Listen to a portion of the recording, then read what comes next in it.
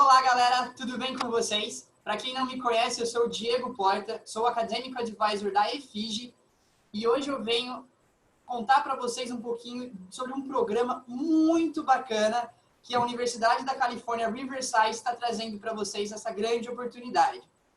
Nós vamos ter uma conversa aqui com um time de garra da Universidade da Califórnia, o Guilherme Almeida, que ele é o Senior Director of Marketing from Extension. A gente também tem aqui a Lisa Miller, que ela é diretora de programas profissionais internacionais. E temos também o Seng, que é o diretor regional do Departamento de Extension da Universidade. Tá bom? Eu espero que vocês aproveitem muito essa oportunidade. Nós vamos falar sobre programas online para ingresso em universidades da Califórnia e dos Estados Unidos para alunos de escolas de ensino médio. Então, vocês já podem começar a fazer aí disciplinas de faculdade para depois eliminar esses créditos. Nós vamos conversar um pouquinho, mas eu espero que vocês aproveitem, tá bom? Muito obrigado. So, hello everyone. Hello, Diego. Hello. Hello. How are you guys doing?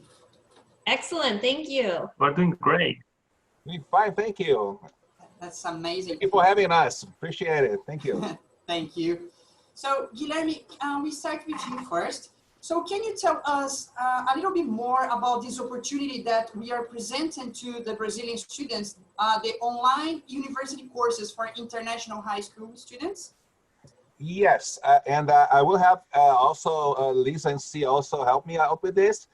But basically what it is, you see Riverside Extension is offering courses that are from the general education, you know, like for the first year, usually on undergraduate courses. And those courses are available to high school students in the summer for credits. So students can earn credits before they get accepted. And this is really important because they not only, there are several advantages, we're going to talk about that, but one of them mainly is that when they apply to other schools, having had some credits from University of California, that shows that they are able, you know, to follow university courses, you know, successfully complete university courses. So, Lisa, anything you want to add to that? Oh, I think you summed it up pretty well there. But it is, Sorry. and I'm sure there'll be some other questions that'll allow us to kind of go a little bit more in depth. But yes, I mean, it really is a wonderful way for students to show prospective universities they will be applying to that they have the ability to do the rigor of college level work. Okay, amazing. Z, what is the grades that the students can do? For example, a student from grade 10, he can start doing these online courses? Yes, we are accepting students finishing their 9th grade. So students are entering their 10, 11, and 12th grade in high school will be welcome to join us in this program. Oh, that's amazing. And can someone tell me a little bit more the methodology about these courses? Because in our school, so most of our students know about Franklin Virtual School, which is an online course as well, online high school. So what is the course about? So is a teacher recorded? You guys use any platform? How it works? So we do have courses that meet regularly online with the instructor and the peer students. But we also have courses are all asynchronized, means the instructor, the professor will be recording instructional videos and students will be watching the videos on their own pace, but they are required to submit all the assignments and do the discussion online. So even though they are asynchronized courses, there will be interactive component in those courses. That's amazing. So what you're saying is the students can interact with the teacher and with another student? Yes, that's correct. That's fantastic. That's a very fantastic thing because I think you guys know when we talk about online courses is very, and right now we are dealing with that. it is a challenge to engage the student with the course, and knowing that you guys are doing this course with this methodology is fantastic. Yeah, just to help. At UCR, we're trying to do our best to make online instruction, online courses, the same experience as in person, even though it's very, very difficult, but that's our goal. And then I can say you're doing a fantastic job. So I'm very happy to work with you guys and to have this opportunity to all Efígie students. Sorry, Guilherme, you're going to say? Diego, if I may, just to help the audience, we will be talking about synchronous and asynchronous, and what does it mean? Synchronous means that the class is being taught live. Asynchronous means that it's recorded and then the students can access the recording later. So what Sia just said is that those courses will be a combination of both. There will be some lectures that will be asynchronous, will be recorded, and there will be also live discussions with the instructors and with the other participants. That's correct? Is that correct? That's correct. But we purposely made one course all asynchronous. The history 20 class will be all recorded, but student will do online interaction with the instructor and with other students by discussion board and other channels for their assignments. But the instruction are all video recorded. Okay. Thank you for clarifying. Thank you. Sure. That's fantastic. And what is the size look like from these classes? Can someone tell me about the size of the classes, or how many students are going to be enrolled in these courses? So the maximum number of students that could be potentially enrolled in the class could be up to 40. However, what we are seeing for most of the classes is probably maybe more at about the 20 mark or smaller, which allows the students to have a really good relationship with the instructors and their fellow students when you have a smaller class size. So it's something that will be very manageable for the students to be able to get to know their fellow students. Okay, I see. And at the beginning, Lisa, we said this course, it is online courses for university credits. Correct. So can you tell the students and who is watching our audience, what is it about? So for example, what university they can apply? What is the benefits for that? Absolutely. So all American universities are always going to require something called general education, or in some schools they might call it breadth. And really it is to allow students the ability to learn in different areas outside of their major, the area that they are normally studying, and for them to have a wide breadth of knowledge in the sciences and social sciences and humanities. So the courses that we have chosen are courses that are across the board in American universities, courses that would go towards those general education requirements. For instance, the introduction to archaeology would fulfill a social sciences requirement. The 20th century world history would fulfill the world history requirement. And these are things that all American universities are going to desire their students to complete while they're in university or prior to coming to university as high school students. So really what students who are taking our courses are going to have the ability to take classes that they will be using in the future towards meeting these requirements. So that means it'll be 2 less classes they'll have to worry about, or 1 less class they'll have to worry about once they get to the American university system. But we purposely chose the classes that we knew would cover those requirements across the board at the different universities here in the US. And you say something very interesting because, for example, it's going to be 2 less classes that the student is going to take at the universities, which means it's going to be cheaper, the university, right? Am I wrong? That could be true. You could graduate a little earlier if you get more classes out of the way. Or it could open an opportunity for a student to decide to do a double major because now they have more room to do a minor, to do some study abroad that maybe they wouldn't have ordinarily had the time to fit into their experience. So it really gives them more flexibility. So talking about application deadline, can someone tell me when is going to be the application deadline to enroll in these courses? Well, that's an excellent question. So our session B, as I said before, session A is already filled up, but session B, which begins on July 13th and ends on August 14th, the application deadline will be on June 19th. So students need to make sure that they get the applications into us by the 19th of June. So I was going to say, so we have classes in session B, and right now what we have available in session B would be Introduction to Archaeology, which is a social science, and would go towards that social science general education requirement. Or we have 20th century world history, which all schools require a world history requirement as well. So that would take care of this one.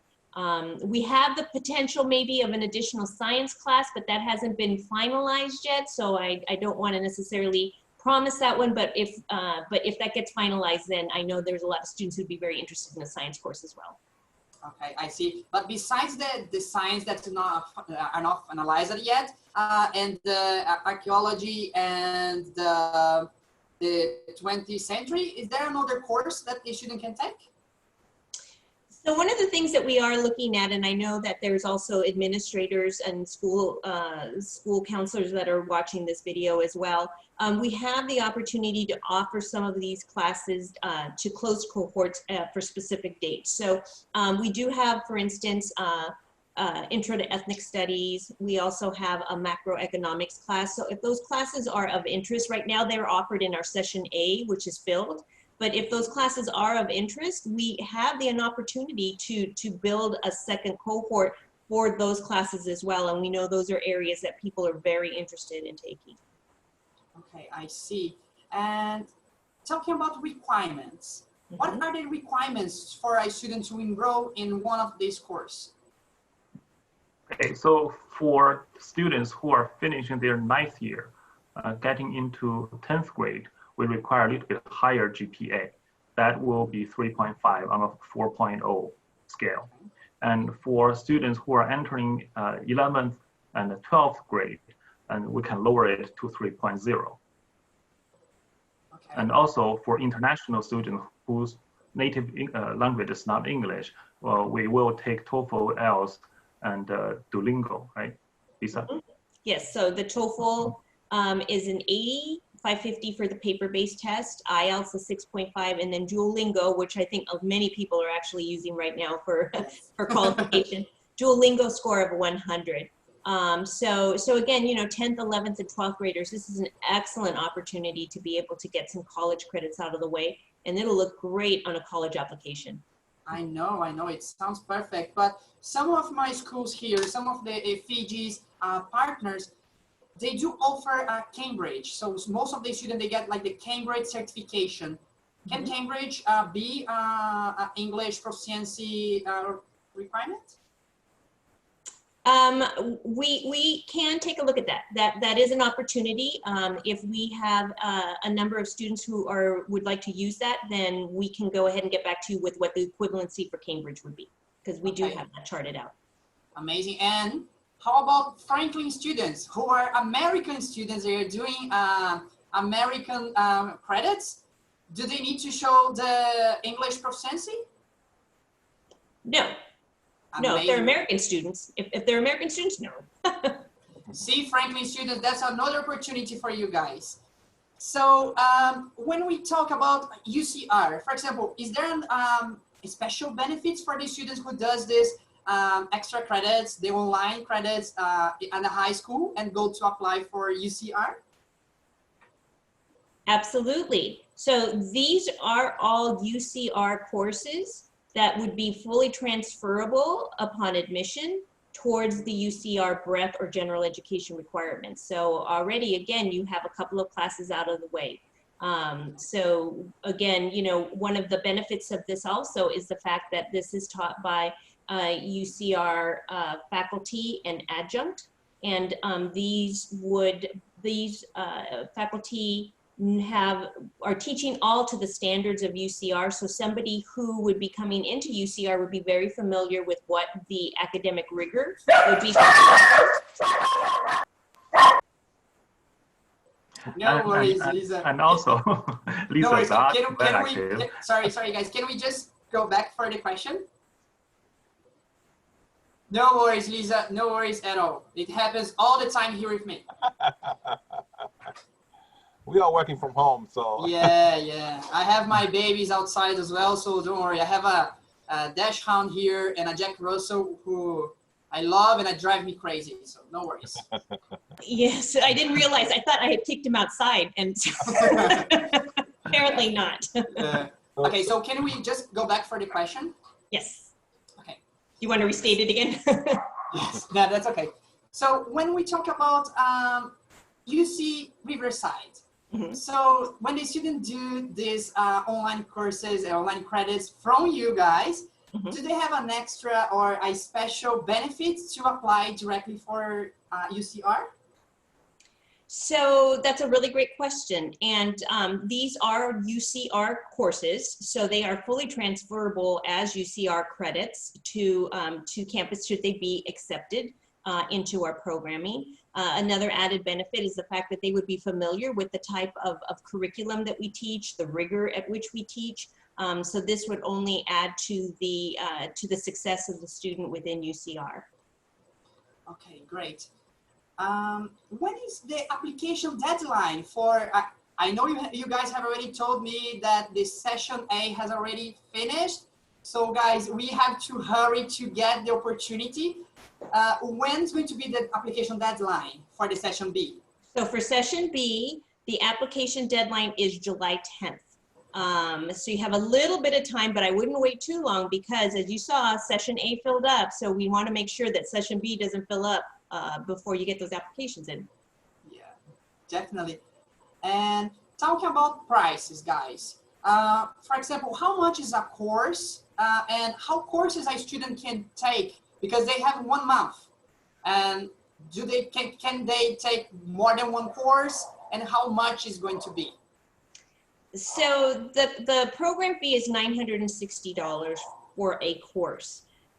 This is a 5-week session. So, you know, in my opinion, I think that students should just take one. Even for university students at UCR, taking 2 classes can be a heavy load. So for a high school student who wants to make sure that they're putting their best effort because nothing looks better than having an A on your transcript, I would recommend just doing the 1 class for the session. Okay, and you said it's 960 American dollars, right? 960 American dollars, and that includes your application fee as well as your official transcripts that we will send. Okay, amazing. And I think, what is it's going to be just high school students taking these courses, or for example, all high school students and 1 student from, I don't know, doing a university. What I'm saying is it's going to be mixed, the age? No, the classes are specifically for high school students. Amazing. So session B, they would be taking classes with other high school students, American high school students actually. So there's that intercultural benefit as well of having the ability to get to know some American students. Okay, amazing. So the American students can take these as well? Correct. We have some American students, yes. Well, that's fantastic. And can someone tell me a little bit more about the 1 course in a specific? For example, you said the student can take on session B, the Introduction to Archaeology and 20th Century World History, because right. That's not a Brazilian, it's not our Brazilian curriculum, so they see that they don't know very well about what they're going to talk about. Can you guys just explain a little bit about it? Sure. So with the 20th century world history, that's basically going to be an overview, or what we would call in the US a survey class that's looking at the major events that happened worldwide within the 20th century, so within the last century.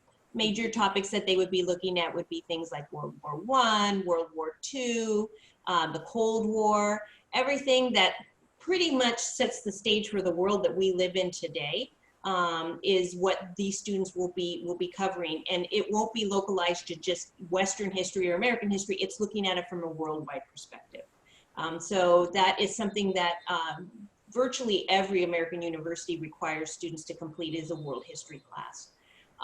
Introduction to Archaeology is a really interesting course that comes from the field of anthropology. And when you think about archaeology, oftentimes people will think of Egypt or, you know, the mummies and the pyramids, and that is part of archaeology. But, you know, worldwide, there's a rich history of archaeology, including within Latin America as well. And so again, it's a survey class that's going to be looking at not only the methodology of archaeology and within where it sits within anthropology, but also various regional areas as well. So it's the study of human history, but looking at it from an artifact perspective. Yeah, great. I see. I think everyone can tell me and can tell us actually one advice or give you advice for Efígie students to take these online university courses from UCR. Which advice would you give to Efígie students? Advice to why they should take this class? Yes, sorry, yes. Oh, well, I'll give you my advice on this. You know, when you're applying to American universities, one of the things that you need to be aware of is that on paper, many students look very, very similar. And so especially students who are coming from an international background, they really want to make sure that they have done the types of things that are going to make them stand out from their peers and make the likelihood of them being accepted into these universities that much greater. I think taking American university credits while you're still in high school is something that is going to show the universities the fact that you have the ability to do the work and the desire to do the work. And I feel like those are things that will set you apart. That's great. Does anyone have another advice? Yeah, well, besides, you know, what Lisa said is very important because basically it's not only they study at an American university, but they will be studying at a University of California campus. Just to give an idea, maybe the audience is not aware, but the University of California system is a higher education system, public higher education system in the state of California, obviously. And the oldest campus they're most familiar are UC Berkeley and UCLA. So we are part of the same system as UC Berkeley and UCLA. And this is a research university system. Just to give you an idea, if the UC system were a country, it would be the 4th country in the world with the most Nobel Prize laureates in the faculty. So this is incredible. One system would be like the 4th country in the world with the most numbers. And this is very prestigious, and it's a very prestigious system. So if you show that you are able to successfully complete a course at the University of California, that adds on to, you know, to your, how the undergraduate, you know, like admissions office will look at you. So that's something that to keep in mind. Okay. Amazing. And my advice to the students who are taking our summer session will be get engaged, be interactive, talk as often as possible to the instructor and your peer students. You learn from each other more than you learn from the textbook. Oh, that's amazing advice, guys. I have a bachelor already. Can I take this course? Am I allowed to take that? You got to go back to high school. Oh, no. So that's a great opportunity for you guys to study and to start this American university. And as Lisa said, we always say that when we talk about university application, it's totally different from Brazil. And you know that because we have been talking before. They don't have this vestibular. So you guys are not just a grade. You guys have to analyze as a component of a lot of things. And that's a very great opportunity to show up and to show the university that you are different from the others. Thank you. So thank you very much, guys. Thank you for your time today. Thank you to join us and to show and to promote this amazing opportunity for Efígie students, for Brazilian students to get enrolled earlier in American University's credits. So thank you, Lisa. Thank you, Guilherme. And thank you, Z. Thank you. Thank you. It was a pleasure. Bom, guys, muito obrigado pela participação de todos hoje. Foi muito bacana essa conversa, essa entrevista aqui com grande time da Universidade da Califórnia, Riverside. Não percam essa oportunidade. Como eles mesmos disseram, para um aplicante em universidades internacionais, em específico nos Estados Unidos, você não é apenas uma nota, você é um composto de várias outras coisas, você tem que se mostrar diferente. E como a Lisa mesmo disse, essa é uma oportunidade para você se mostrar para as universidades. Também vocês vão adiantar o curso universitário, mas vocês vão ser diferentes. E é isso que vocês têm que buscar, tá bom? Então eu agradeço a participação de todos. Muito obrigado por assistir essa entrevista com esse grande time. E não se esqueçam, gente, as applications para esse curso, eles vão até dia 19 de junho. 19 de junho. Então ainda dá tempo de vocês aplicarem. Como vocês podem perceber, o Session A já acabou, então corram, não percam essa oportunidade, tá bom? Então dia 19 de junho acaba o application e as aulas começam 13 de julho e vai até dia 14 de agosto, tá bom? Galerinha, quem precisar de mais informações, procurem nós da Efígie, que nós vamos ajudar vocês a se matricularem e ganhar essa grande oportunidade, tá bom? Muito obrigado e até mais.